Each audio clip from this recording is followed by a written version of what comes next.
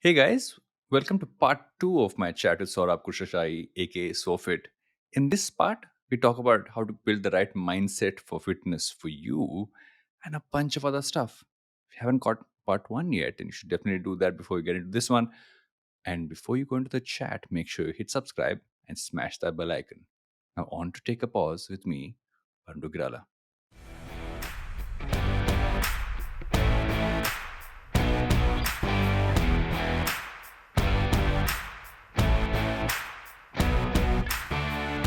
I feel also goals kind of become what you want to be fit for in life as well, right? Like Yeah, for me, and I remember my first conversations with you was that have a kid, have stuff I want to do at home. I don't want to be that person who can't like bend long enough or can't like yeah, squat long enough or just not be able to carry her around. And interestingly, I used to always get like lower back pain when I would carry her, lay around for too long.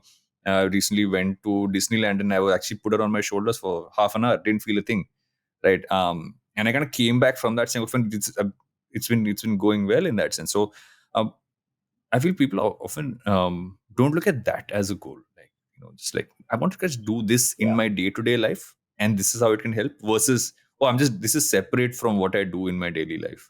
And that separation sometimes I don't know people don't seem to be able to figure out. I'll give you one very simple example since you spoke about your daughter, right? Everyone talks to me about um, what is fitness, right? To me, the first question sometimes people ask is, Mm. "What is fitness? What is fitness? What according to you is fitness?" Yeah. And and for me, I told them a very simple thing. I said, I don't care if at the age of 50 or 60 I have a six pack. I don't care if I have bulging muscles. The only thing I want is when I'm about 50 years old, my son will be about 15 or 16. We both have an obsession for cricket. I'm pretty sure we'll be playing cricket. And I do not want him to be better than me or outrun me, even if he is 15, 16 years old and I am 50. To me, that is fitness. And if I Mm. get there at that age of 50 or 51 and I can have a great game with my son where he looks at me and says, okay, listen, my dad doesn't really get Mm. tired. He will keep coming back to kick my Mm. ass. Great. You know what? I'm fit and I'll take that over anything else. I think that's perfect. I mean, and honestly, that I think has been the switch that flipped for me a while back. It used to be about so many other things, but just that flip of saying this is how I want to be and continue to be, or even like better than what I am right now is what's actually. And I feel that's almost a movement that's happened over time, right? I'm seeing more and more people looking at it that way and not necessarily look at it just like something they have to do. And also then there's you who had a career as a lawyer, and I want to get into that. Saying you were, uh, how did that change happen in your mind? How do you want to kind of shift from saying, okay, I'm a lawyer. Physical fitness obviously has been a core part of what I've always loved, but now I want to just do this. How did that switch happen for you? Good question. I should be asking myself that question every single day. I think my parents still ask me that question. How did that switch happen? Like, what exactly went wrong? I Yeah. think my mother's still in shock, to be honest. Poor thing, bless her. Um, it was Mm. it was just about following your heart, yeah, Varun. At some point in life, I think you reach a stage where you're fed up of just going along in the rat race, right? Mm. I don't know if that makes sense to people, but I just got tired, right? I got tired of, okay, now what next and what next and what next? And I started working at a very young age. I started working at the age of 18. I was in a law firm as a law student, and I worked through my 5 years of law school. And then I started working from day one. So I didn't know what it was like to even go to college. I went to the 12th standard, went into law school, started Mm. working as an intern, and everything's been. I've been in an office since I was 18 or 19 years old, every day of my life. Um, and growing up Mm. at that point in time, I think the only thing you want as a lawyer is to make partner in a law firm. I mean, what is there beyond that Yeah. for a corporate lawyer? Um, so I was sitting down and I was going to be made partner in the law firm I was working in, and I was sitting down for lunch with my managing partner. He took me out for lunch. Um, Really nice guy, absolutely love him. And he was sitting and talking to me about how I was going to be put up as the next partner for capital markets in the Mm. firm. and I just looked blank. Like I just felt blank. I was like, has this been what I started working at the age of 18 for? Like, is this what it is? Because I'm not feeling anything right now. Like I'm not even like interested in this conversation. Uh, so I came back home. I spoke to my parents. I spoke to my wife. I spoke to my family, and I just I couldn't get my head around it. I was like, you know what? I can't do this anymore. Like there is a limit you reach where like now I just want to follow my heart. I did what I thought was right. Right? I did what I thought was the right thing to do by society. I went and became a lawyer. I worked in top law firms across India and in Singapore. I have come back now. I have done it. Now I want to go follow something else. Like I want to help people. I want to be there for people. I want to see people improve their lives, and I don't think I can do that being a lawyer anymore. Uh, I Mm. mean, I can't thank my family, my wife enough, my friends. Uh, Not one person questioned me at that point in time, even though they may have wanted to 1,000 times over. Not one of them actually Yeah. questioned me and said, you know what, you want to do it, go ahead and do it. Right? Just go for it. Um, Give yourself that shot, and we'll see what happens a year, 2 years down the line. Mm. And that was it. It was just like I didn't have a business plan. I didn't have any Mm. fixed notion about what was going to happen. I just said I'm going to back myself. I'm going to count on myself, and Yeah. I'm going to see where this ends up. And fitness has been something that I was passionate about since I was 9 years old. I was studying even while I was a lawyer, and no one really knew about it. I was just Mm. studying for myself. So that kind of just flowed in, and I said, you know what, I'm going to take a chance on myself. I think everyone should at some point in their life take a chance on themselves. I've been the good boy since I was 18 years old, going into a law firm, sitting there working every single day of my life. It was time to kind of shift the balance and give myself a little Mm. loving and do exactly what I wanted to do. And that was it. And then you set off to make sure that you did go and get trained, and you move towards that. You didn't just generally just go towards, okay, I'm just going, this is what I'm just going to do. You chose to kind of go and study it. But the choices you made aren't traditionally what the choices you would make in this space in India. At least wasn't then, I'm sure. You know, I mean, the things which I remember is you chose to look at ways for recovery and movement, and you looked at slightly what was considered non-mainstream in that space. So you why did that gravitation happen? Why did you kind of gravitate towards stuff that was, I mean, at least at that point in time wasn't really mainstream, but now totally makes sense? I blame my Parsi genes. No, I'm kidding. It it was more to do with the fact that I didn't want to be just a trainer, right? I think Mm. the one thing I've always wanted to kind of distinguish from was I wanted to be a coach. Now, a coach is very different from a trainer. A coach is someone who's there, yes, to help you in the gym, make you better, uh, but also someone who's there for you outside the gym, who is there for you emotionally. Think about this, right? You meet your coach or your trainer more than you meet your best friend in a week. Even if you train 3 times a week Yeah. or 4 times a week and train for an hour, you don't meet your best friend 4 hours in a week. Very rarely that you do. Yeah. So you can't just be a trainer. You've got to be a little more. You've got to be that friend. And for me, I go all in with each one of my students. I'm emotional with them. I am more interested in their well-being than possibly they are. Mm. I want them to do better.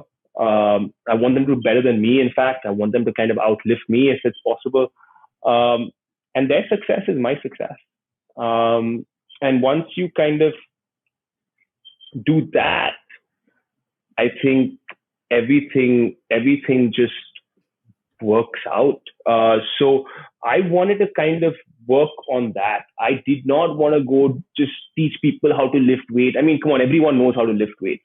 Okay, Yeah. it's what is setting me apart from everyone else out there. If I'm just going to go teach them how to lift weight and what rep range to work on, I was obsessed with Kelly Starrett. I still am. I have two Mm. mentors when it comes down to the fitness space, or my two biggest mentors, or three of them.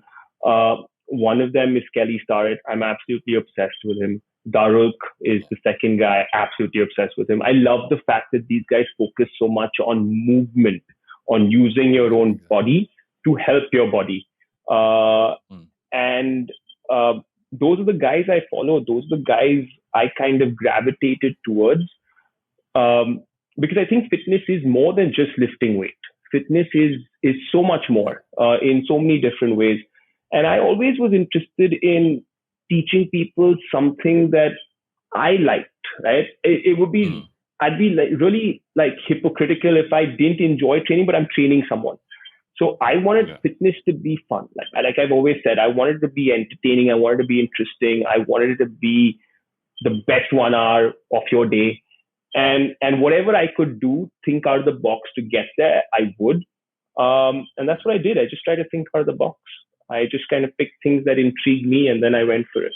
What should people know about movement? Because I feel oftentimes I think most people don't know how valuable it is to understand movement, and how to, like, not just look at like recovery, but how do you stretch, how do you before you work out, how do you recover post that, and all that stuff is actually where I feel all the oh my god, I'm feeling so sore I can't walk after leg day, or like my lower back is hurting, all that come from those things. And I remember that when you first introduced me to Kelly as well, I literally go to that I think Instagram account, YouTube channel so often whenever I have like neck pain or shoulder pain, something that's kind of come in there. But what should people understand about just like what movement does to the way you perform in life, and just that core fundamental which is often missed? Look at it this way, right, Baran? Human beings were designed to live 100 years. Okay, if we actually Mm. go back to civilization and we look back, human beings lived for 100 years, no problem, right? Mm. Uh, Yeah. and they lived because they moved. They didn't have a TV and the internet and a computer to sit in front of all day. They just moved.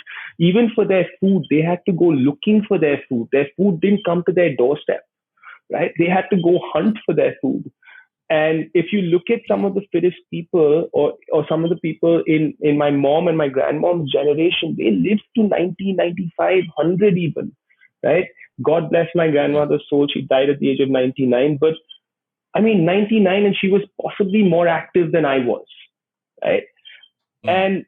And that to me is fitness. That to me is, you know, because we were designed to live that kind of life, and what the modern world has done to us, it's kind of slowed us down. Uh, that's the problem. Mm. That's the effect of not moving. We're all the effect or the consequence of Yeah. not moving. Every one of us, right? My Yeah. mom is 80 years old today, and the woman goes to the High Court every single day.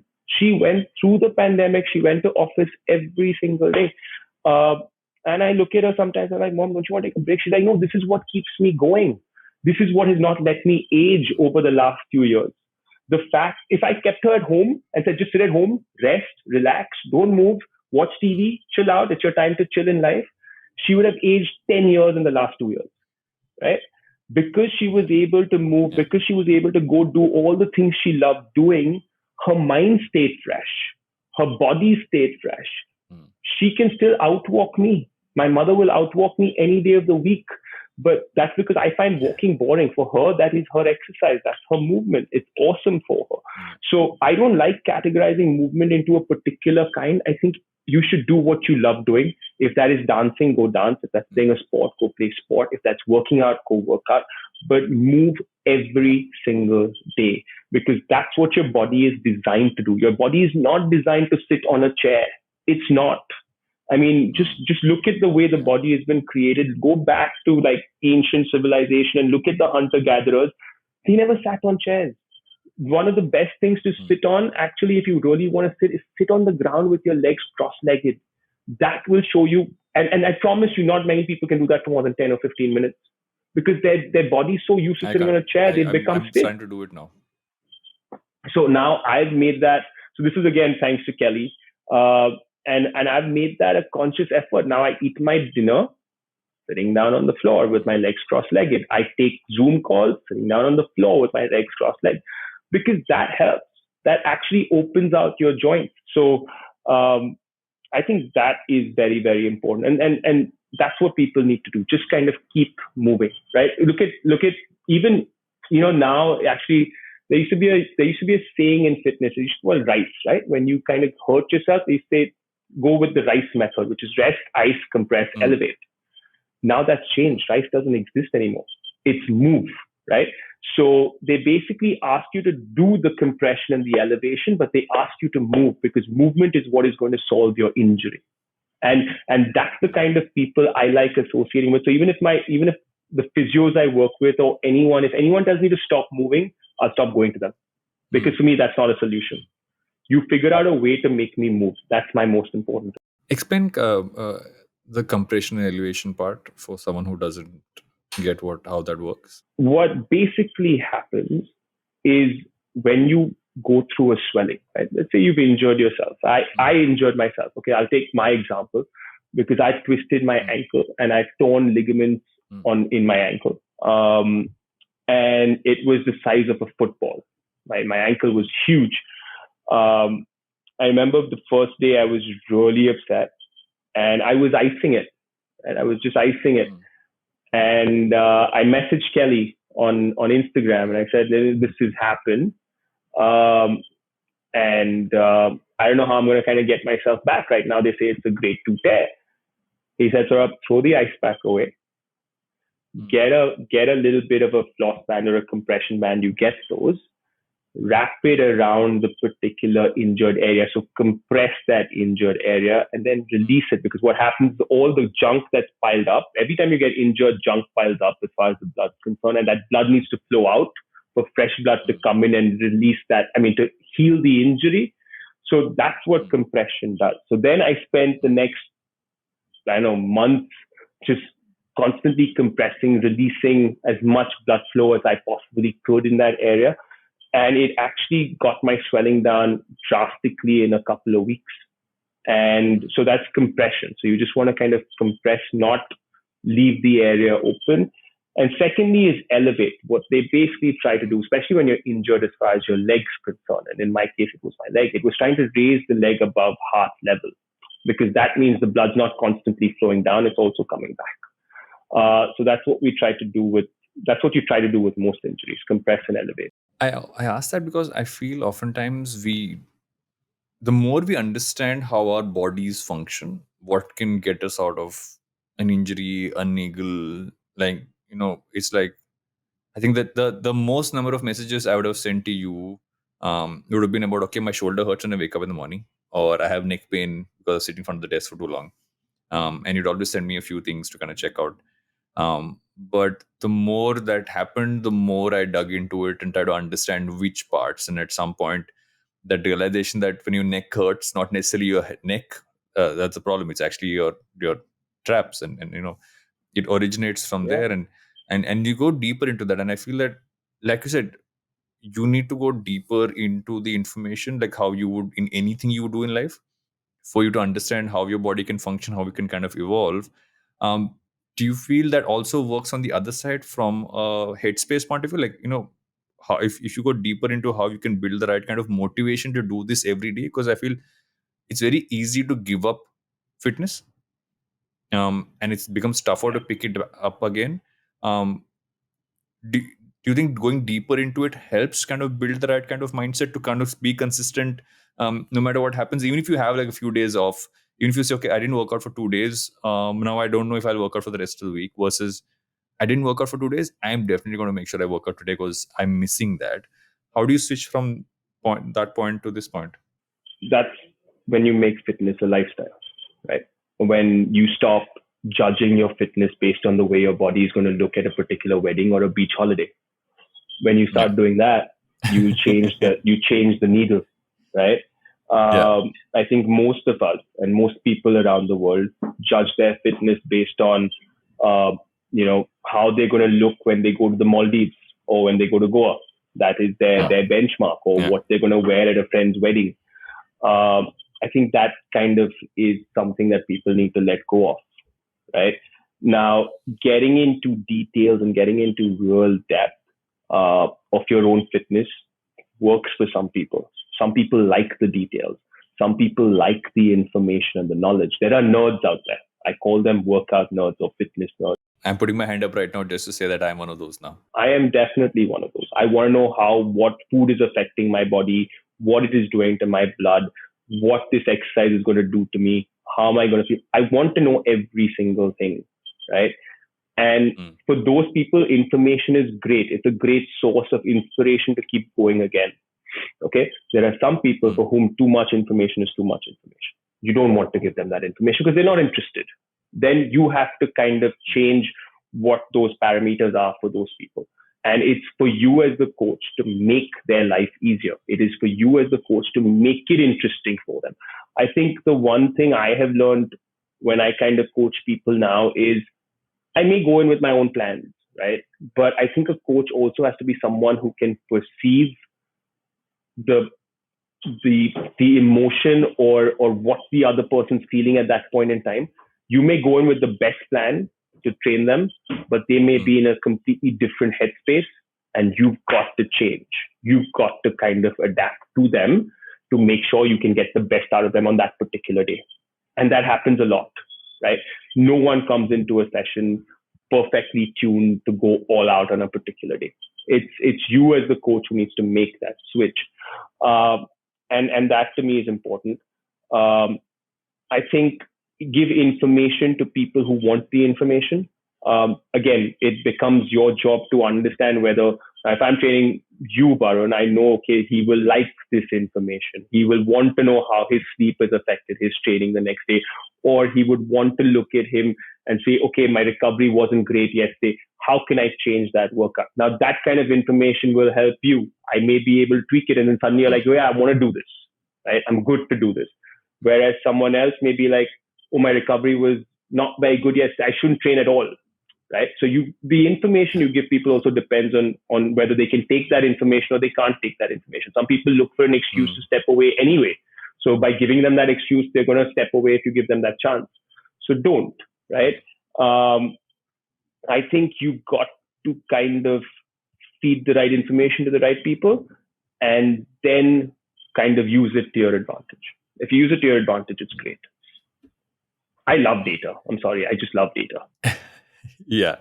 I'm still like I said, I'm still gauging if I need to get myself that glucose monitor, but I'm still like I'm holding back from like I don't want to go deep data that far, but I feel I will succumb eventually to adding as many metrics onto my body as possible. We'll talk about that separately. I have some interesting insights on that. We'll talk about that. I hope you enjoyed part two of my chat with Saurabh. Part three is coming up very soon, and if you haven't caught up with part one yet or haven't listened to the entire audio episode, make sure you do that. Hit subscribe, smash the bell icon. I'll see you guys in the next part.